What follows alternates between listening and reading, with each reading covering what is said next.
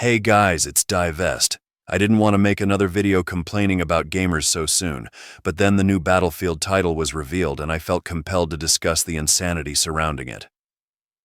Let me explain myself. Just to give you a quick history of my background, I've been playing Battlefield games since 2004, starting with the original pandemic Star Wars Battlefront and moving on to Battlefield games later, peaking in my teen years when I played Battlefield 3 with online friends and then later losing interest in the series without the social aspect to it. But still playing the games and most notably working as a contractor for DICE a few times. So Battlefield peaked in popularity about a decade ago with Battlefield 1. But Battlefield 1 was made with the same business model as previous Battlefield games, so they stopped updating the game within a year and moved on to the sequel Battlefield 5. Battlefield 5, despite being an objective improvement, sold half as many copies because of the negative press it received over something about identity politics. It was bad enough that they canceled their longer-term plans for updating the game and moved on to its sequel 2042, a near-future science-fiction Battlefield game, which also received negative reception for other reasons that gamers don't have the brainpower to coherently state, selling about a third of what Battlefield 1 sold for. So now the solution that EA came up with to avoid crashing for the next title in the Battlefield franchise is as genius as it is sad. They just made Battlefield 3 again, while pretending everything is new and exciting. Battlefield 6 works based on this sad state of doublethink 1984 style, where you're supposed to think that this is a completely new game, while also offering absolutely nothing new and copying a game that you could play right now, but choose not to because almost no one actually likes playing Battlefield games. All of the news I saw for this game was excruciatingly uninteresting. Which is hilarious because I kept on seeing content creators talking up every minor detail like it was the greatest thing ever. It reminds me of MAGA influencers glazing Trump regardless of the news, like for refusing to release the Epstein files or leaking military operations on a texting app. I saw clips of people going on killing sprees with shotguns like that is supposed to be new or unique, and shooting a building with an RPG to make rubble fall on the ground beside it, which is in the trailers for Battlefield 3 from 15 years ago. Now all of that on its own wouldn't be a deal killer for me because most gamers are annoying and I still play video games. But in order to market itself as a return to form, DICE is having to bring back bad game design from previous titles because their target demographic doesn't know what they want, doesn't know what they're talking about, doesn't understand game design, and don't have the emotional capacity to enjoy games. The first major red flag is that they're bringing back an emphasis on class-specific weapons instead of the class-free weapons of 20 to 42. It's not that they lock weapons behind specific classes anymore, but you get extra benefits for using weapons that correspond to a specific class.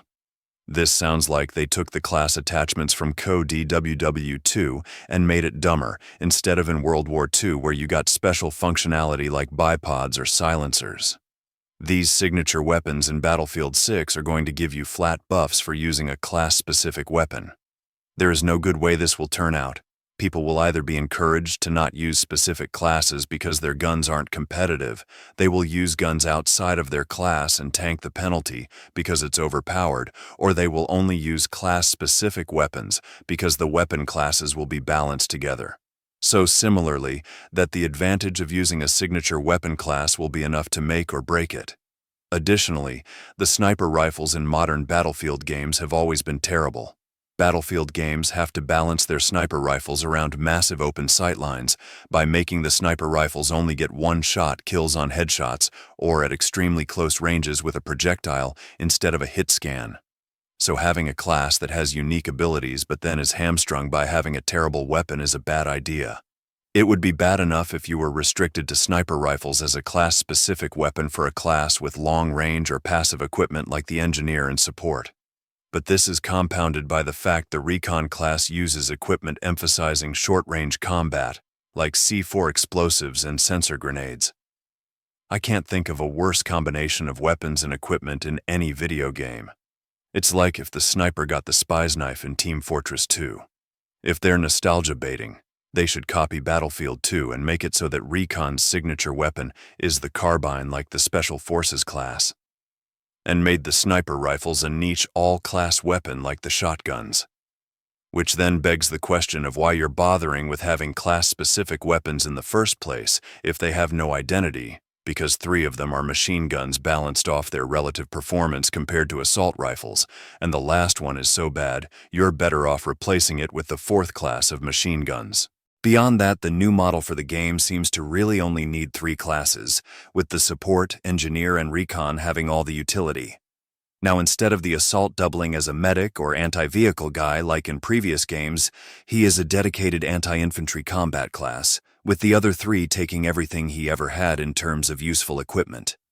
So beyond his ability to carry 2 primary weapons, the assault class gets self-injections which give him temporary buffs, grenade launchers or the ability to deploy ladders and walkways, and he also has a sledgehammer so he can destroy objects dynamically. This too, like the class-specific weapons, can only end badly. Either people won't use assault at all because his utilities suck, or he will have to overperform so hard that there is a noticeable impact on the outcome of gunfights in his favor. At least part of his equipment roster is already useless too. An engineer can use a rocket launcher as a grenade launcher in addition to an anti-vehicle weapon and demolitions tool. The recon can use his C4 in the same way a sledgehammer can be used. In addition, the walkways and ladders sound incredibly useless. No one is going to choose them over a grenade launcher or injector, so the only way they will be used is if you have in-game challenges requiring their use to unlock cosmetics or achievements, or have them as a separate item that doesn't take up existing inventory space on your character. Some of the other proposed features for the new and improved assault class are the ability to use spawn beacons, allow squad mates to spawn on them while they're under fire, and to increase the player value of nearby squad mates on a capture point. The support class can keep you from dying in the first place and revive you if you do die. Spawning on squad mates in danger isn't blocked because it would be overpowered, it's blocked because it's frustrating to get accidentally spawn camped when you die instantly spawning on a teammate who was getting shot, and the ability to hold a capture point barely matters when it's still contested. Especially if the enemy team without the assault has locational information on the other team, heals faster, has more ammo and more firepower to deal with enemy vehicles and support their own. Which is what you'll get from foregoing the assault altogether, so even if he has an overpowered assault rifle to win 1 versus 1, it might not be enough to make him work. This entire class seems like a major failure already. Before you say, how can you shit-talk a game you haven't played yet? Well, I did play an early build of it already in Stockholm, although they didn't do class-restricted weapons and the assault wasn't stupid yet. I would actually endorse eliminating the assault and distributing his stuff to the other 3, even his signature weapon going to the recon. Beyond that, DICE and EA are making this game deliberately have as much as possible in common with their Golden Age Battlefield games that I played a ton of. So I can make a pretty well-educated guess, and I only see 2 paths forward for this game. I think the more likely conclusion is that Battlefield 6, like previous successful titles in the series, like Battlefield 3, will launch to rave reviews and then suffer a quiet death as the people who bought into the hype quickly lose interest in the game until you're left with a small group of dedicated players like every other Battlefield game. Alternatively, the game will suffer an ignominious demise like Battlefield 5 because the cracks will start shining through EA's facade, likely in response to the public pre-release versions of the game we're going to get to play, highlighting how bad these design choices are and the lack of improvement in other areas. Maybe there will be some controversy surrounding the ability to play as a female character, which they're hiding in their carefully curated trailers, for example.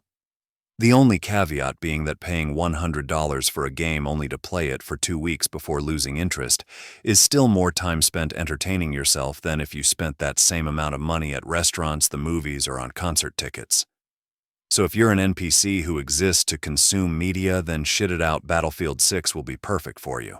But at the same time, you could also buy Battlefield 4 and get a cheaper, less demanding experience with all the same features, if you are one of the few people on the planet who genuinely enjoys Battlefield games.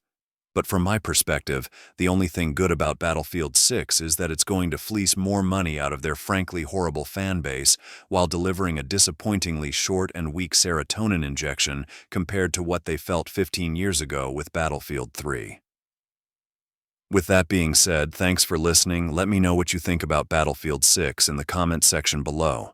I especially want to hear from you if you want to argue with me. With that out of the way, until next time, this has been Divest.